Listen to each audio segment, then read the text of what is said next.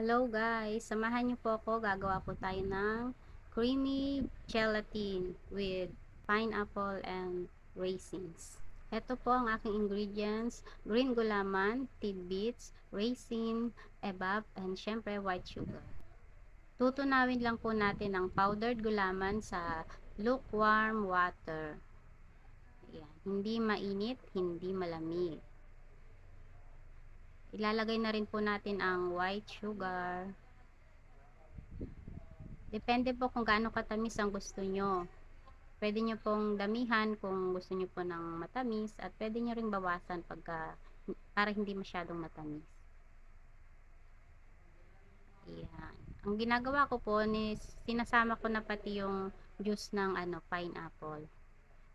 Kasi dagdag din po yun sa konting tamis at asim ng ating gulaman.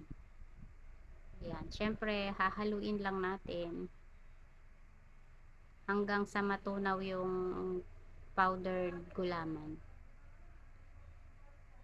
Habang hinahalo nga po natin siya ay natutunaw siya, pwede na po natin siyang isalang sa stove. Ayan.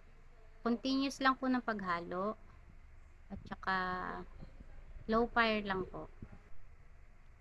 Continuous lang po tayo sa paghalo, at kapag natunaw na ang powdered jelly at kumulo na, pwede na nating ilagay ang evap.